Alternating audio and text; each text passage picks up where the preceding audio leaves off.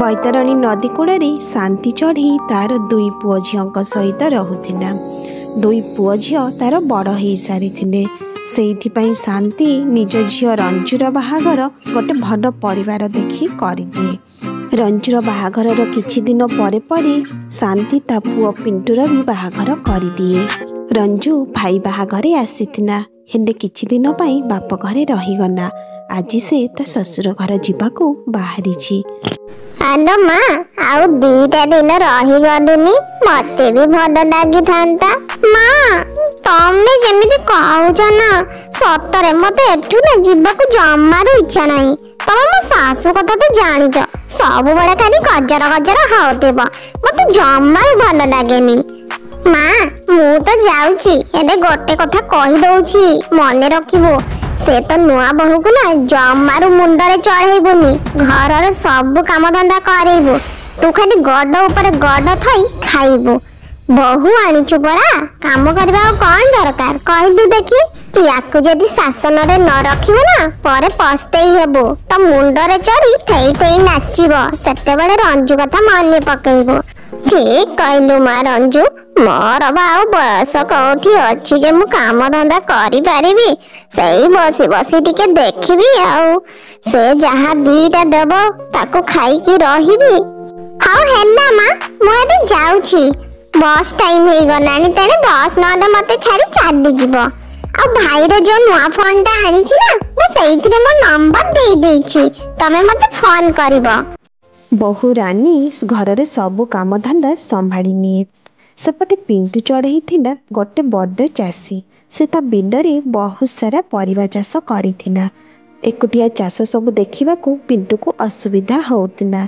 सेइथिपई से रानी को भी सांगरे नेई बिलको आसे। रानी परिवा सब तोड़ी टकेई रे देई दिए और पिंटू चढ़ई बिक्री करबाकू चली जाए। तापरे रानी घर को आसी रोसई बास काम आरंभ करी दिए। सकाळे पखाळ खाई रानी और पिंटू दी जण काम को जानती। हेले सासु पाई रानी सबु बड़े गरम गरम भात तरकारी बनेई की खाइबा को दिए। एमिति गति दिन सकाळू रानी और पिंटू निज परिवा बिलरे थांती। शुणुच रानी आज हमर एठी हाट हुए और हाटरे ना प्रबल भीड़ लगे। एकुटिया संभाळिबा तो बहुत मुश्किल हो जाए। किए परिवा नहीं जाए तो पैसा दिएनी एई भलिया करंती। सेइथिपई तमे जदि सांगरे चलंता भल हुअंता। मु जदि परिवा दियंती तमे पैसा रखंता। आमे तो सकाळे पखाळ खाई आसीछु आ अल्प किछि पखाळ भी घरे अछि किन्नु मु एठु गंडा परे मांक पई गरम भात रोसई करे। करको जदि न जिबी हेबी माता आज गरम भात खाई पारिबेनी। अरे रानी तमे एति चिंता करिबा दरकार नाही। तमे जबि घरे नथिले ना सेबे आमे मा सहित रात्रि भी पखाळ खाई सईछु। आ एमितिरे भी तो मा घरे बसी रहउची। आ तमे जदि मो सांगरे जिबो ना आमे अधिका परिबा भी नै पाइबा। तामाने हमर परिबा आ नष्ट हबनी। अधिका परिबा आमे बिक्री करी अधिका पैसा पाइबा। चलो चलो आउ देरी करनी आउ गोटे टकेई रे परिबा भर्ती करिबा। रानी पिंटू सहित परिवा नहीं बजार को जीवाकू राजी हो जाए। सेपटे रानीर सासु शांति गछ मूल गोटे खटिया पारी बहुर बाट को अनेई बसी थांती। मना ए पड़ा हुई आज कोठी रही ना एते बड़ तार देखा दर्शन नाही। मु आज खाइबी ना एमिति भकाउ पासरे बसिथिबी मते लागुची ए काम चरानी बदे से गछ मूल रे सई पड़िथिबो नहले एबे जाई काई आसिलानी जे। शांति एमिति बसी निज बहु गाड़ी दे दे निज झियो कथा चिंता करे। तापरे तुरंत निज झियो रंजू को फोन लगाए। आदमा रंजू केमिति अछु मो कथा तार मने पडुची ना नाही केते बड़े टिके फोन करी मो कथा बुझ। हेलो मां कथा का एते दिन पर आज जई त झियो कथा तते मने पड़ी ना। एक काम चरानी त भाउज पिंटू पछे पछे बिंदको परिबा तळिबा कहि जाईची हेले सेई पटे बदे ताको मरण खाइला। एबे छई तार दर्शन काई मते मिलुनी। मु बदे आज भकरे रहिबी आसिले जई से रसई करे मते खाइबा को दिए हेले आज तो दिन दी पहर हेलानी काई तार देखा जमार मिलुनी। देख मां कहिले कहबे झिया मते एमिति कथा कहला ହେଲେ ତୁ ସେ ଭାଉଜଙ୍କ ହାତ ଟେକାକୁ ଜଗିକି କେତେ ଦିନ ଆଉ ରହିବୁ? ତୋର କଣ ଇଜ୍ଜତ କହି କିଛି ନାହିଁ?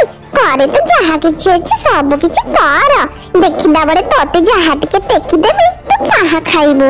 ତୁ ତୋର ଅଲଗା ରାନ୍ଧି ଖାଉନୁ, କାଇଁ ତା ପାଖରେ ପଡ଼ିଛୁ? ଯାହା ଇଚ୍ଛା ତାହା ଆଣିକି ଖାଇବୁ। ସେମାନେ ତାଙ୍କର ଭିନେ ରାନ୍ଧି ଖାଆନ୍ତୁ। ରଞ୍ଜୁର କଥା ଶାନ୍ତିର ମନକୁ ବେଶ ପାଇଲା। ସେ ଭାବିଲା ଆଜି ଭଲ କି ଖଣ୍ଡି ଝଗଡ଼ା କରିବ। ସେଇଥିପାଇଁ ସେମିତି ହିଁ ସେ ଖଟ ପାରି ବାହାରେ ବସି ରହିଲା। ଦିନ ଯାଇ ସଞ୍ଜ ଆସିଲା। ପିଣ୍ଟୁ ଆଉ ରାନୀ ହାଟ କରିସାରି ଘରକୁ ଫେରନ୍ତି। ଖପ୍ କି ଡେଇଁ ପଡ଼ି ଯାଇ ଦୁଆର ମୁହଁରେ ଠିଆ ହେଇଯାଏ। ମା, ଆପଣ ଖାଇ ନେଇଛନ୍ତି ତ? ଦେଖା ଏ ପଡ଼ାମୁହିଁ କାମଚରଣୀକୁ ତା ବାପା ରୋଷେଇ କରିଥାନ୍ତା। ଯୋଉ ମୁଁ ଖାଇଥାନ୍ତି ଆସି ପଚାରିଦେଲା କଣ ମା ତମେ ଖାଇଛ? ତୁ କଣ ଜାଣିନୁ? ତୁ ଆସିଲା ପରେ ରୋଷେଇ ହେଲେ ଯାଇ ମୁଁ ଗରମ ଭାତ ଖାଏ। ମା, ତମର ଏ କଣ ବ୍ୟବହାର? ଯେବେ ରଞ୍ଜୁ ବାହା ହେଇ ଚାଲି ଯାଇଥିଲା ସେବେ ତ ପୁଣି ମୁଁ ବିଲକୁ କାମ ପାଇଁ ଯାଉଥିଲି, ପରିବା ବିକି ଯାଉଥିଲି। ତମେ ତ ରୋଷେଇବାସ ସବୁ କରୁଥିଲ, ନିଜ ପାଇଁ ବି କରୁଥିଲ, ମତେ ବି ଗରମ ଖାଇବାକୁ ଦଉଥିଲ। ହେଲେ ଆଜି କଣ ଆମେ 2 ଜଣ ହାଟକୁ ଚାଲିଗଲୁ, ତମେ ଟିକେ ଭାତଟା ଫୁଟେଇ ପାରିଲନି? ହେ ଭଗବାନ, ଏ ଅଲକ୍ଷଣୀ ଆସିଲା ଯେ ତତେ କଣ ପାଠ ପଢେଇ ଦେଲା ଭଗବାନଙ୍କୁ ଜଣା। ଏଥର ମାଇକିନା କଥାରେ ମତେ ତୁ କହିବୁ? ତୋର ତ ମୁହଁ ବଢିଗଲାଣି। କଣ କହିଲୁ ମୁଁ ଭାତ ଗଣ୍ଡେ ଫୁଟେଇ ଖାଇ ପାରିବିନି? ଦେଖ, କାଲିଠାରୁ ମୁଁ ମୋ ଅଲଗା ରୋଷେଇ କରିବି। ମୁଁ ଆଉ ତମମାନଙ୍କ ସହିତ ଖାଇବିନି। ମୁଁ ନିଜ ରୋଷେଇ ନିଜେ କରିବି। ସେଦିନର ଝଗଡ଼ା ପରେ ରାତିରେ କେହି ହେଲେ ଆଉ ଖାଆନ୍ତିନି। ସକାଳ ହେଇଯାଏ। ସକାଳେ ଶାନ୍ତି ଘର ବାହାରେ ଚୁଲି ବନେଇ ରୋଷେଇ କରିବା ଆରମ୍ଭ କରେ। ସେପଟେ ଭିତରେ ରାନୀ ଚଢ଼େଇ ତାର ରୋଷେଇ କରୁଥାଏ। ପଡ଼ୋଶୀ ବବଲିପାରା ଶାନ୍ତିକୁ ବାହାରେ ରୋଷେଇ କରିବା ଦେଖି ପାଖକୁ ଆସେ। ଆଲୋ ଶାନ୍ତି, ତୁ ଘର ବାହାରେ କଣ ପାଇଁ ରୋଷେଇ କରୁଛୁ? ଆଲୋ ବବଲି, ତତେ କଣ ଜଣା ନାହିଁ ଆଜିକାଲିଆ ବୋହୂମାନଙ୍କ କଥା? ଯଦି କଣ ଟିକେ କହିଦେବୁ ନା ସିଧା କଥା ମୋର ଭିନେ ରାନ୍ଧିବି। ମତେ ଆଉ ସେ ଖାଇବା ପିଇବାକୁ ଦେଇପାରିବନି। ସେଇଥିପାଇଁ ପରା ମୁଁ ମୋର ଅଲଗା ରୋଷେଇ କରୁଛି। ଆଲୋ ଶାନ୍ତି, ତୋ ବୋହୂଟା ତ ମତେ ବହୁତ ବୁଝାସୁଝା ଲାଗେ। ତେବେ ସେସବୁ କଣ ଦେଖାଣିଆ? ତାମାନେ କଣ କହୁଛୁ? ମୁଁ ତତେ ମିଛ କଥା କହୁଛି? ମୋ ବୋହୂଟା ପୁରା ସୁନା ହେଲା। ମୋ ଦୁଃଖ ଦେଖିବାକୁ ଆସିଲା। ଆଉ ଥରେ ଆସିଥିବୁ ନା ଦେଖିବୁ, ତତେ ଏକାବେଳେ ଚେଙ୍କ ଲଗେଇବି। ଏମିତି ଗୋଟେ ଦିନ ଶାନ୍ତିର ଦେହ ବହୁତ ଖରାପ ହୁଏ। ସେ ଚିନ୍ତା କରେ ତା ଝିଅ ରଞ୍ଜୁକୁ ଡାକିବ କହି। ସେଇଥିପାଇଁ ଫୋନ୍ ଲଗାଏ। ଆଲୋ ମା ରଞ୍ଜୁ, ମୋ ଦେହ ଜମାରୁ ଭଲ ନାହିଁ। ତୁ ଯଦି ଟିକେ ଆସନ୍ତୁ ଭଲ ହୁଅନ୍ତା। ମୁଁ ପରା ଭିନେ ରାନ୍ଧି ଖାଉଛି। ହେଲେ ଭିନେ କେମିତି ରାନ୍ଧିବି? ମୁଁ ତ ବିଛଣାରୁ ଉଠି ପାରୁନି। ତୁ ଯଦି ଆସନ୍ତୁ କଣ ଟିକେ ମତେ ରୋଷେଇ ବାସେଇ କରି ଦିଅନ୍ତୁ। ମା, ମୁଁ ଯାଇଥାନ୍ତି, ହେଲେ ଏ ପରା ପିକନିକ ପ୍ଲାନିଂ କରିଛନ୍ତି। ଟିକେଟ ପୁରା କରିସାରିଛନ୍ତି। ଏମିତି ଏବେ ହଠାତରେ ଆଉ ଟିକେଟ କେମିତି କ୍ୟାନସେଲ କରିବେ କହିଲ ଦେଖି? ତମେ ଟିକେ କେମିତି ଦେଖି ଚାହିଁ ରହିଯାଅ। ହଉ ହେଲା ମା, ଜ୍ୱାଇଁ ଯଦି ଟିକେଟ କରିଛନ୍ତି ତମେ ମାନେ ଯାଅ, ପିକନିକ ଯାଅ। ଝିଅ ଆସିବାକୁ ମନା କଲାରୁ ବୁଢ଼ୀ ମନ ଦୁଃଖରେ ଫୋନ୍ ରଖିଦିଏ। ସେପଟେ ରାନୀ ଶାନ୍ତିକୁ ରୋଷେଇ କରିବା ନ ଦେଖି ଆସି ତା ରୁମ୍ରେ ପହଞ୍ଚିଯାଏ। ଆଉ ପଚାରେ, ମା, କେତେବେଳେ ସକାଳ ହେଲାଣି? ହେଲେ ଆପଣ ଯେ ଏବେ ଯାଇ ବିଛଣାରେ ଅଛନ୍ତି, ଚାଲନ୍ତୁ ଉଠନ୍ତୁ। ଆଲୋ ପଡ଼ାମୁହିଁ, ମୋ ଦେହରେ ଆଉ ଜମାରୁ ବଳ ପାଉନି। ଖାଲି ମୁଣ୍ଡଟା ଭାଇ ଭାଇ ବୁଲେଇ ଦଉଛି। ମୁଁ ବିଛଣାରୁ ଉଠି ପାରିବିନି। ରାନୀ ଚଢ଼େଇ ତୁରନ୍ତ ଡକ୍ଟରଙ୍କୁ ଡାକେ। ତମ ଶାଶୁଙ୍କ ଦେହ ନା ବହୁତ ଦୁର୍ବଳ ହେଇଛି। ବର୍ତ୍ତମାନ ତାଙ୍କୁ ଟିକେ ଯତ୍ନ ଦରକାର। ଆଉ ଏଇଟା ଗୋଟେ ଟନିକଟା ଦଉଛି, ୟାକୁ ତମ ଶାଶୁଙ୍କୁ ଦେବ। ସେ ଦେଖିବ ବହୁତ ଜଲ୍ଦି ସୁସ୍ଥ ହେଇଯିବେ। ଆଉ ମାଉସୀ, ଟିକେ ଭଲ କି ଖିଆପିଆ କର। ବୋହୂ ରାନୀ ନିଜ ଶାଶୁଙ୍କର ବହୁତ ସେବା ଯତ୍ନ କରେ।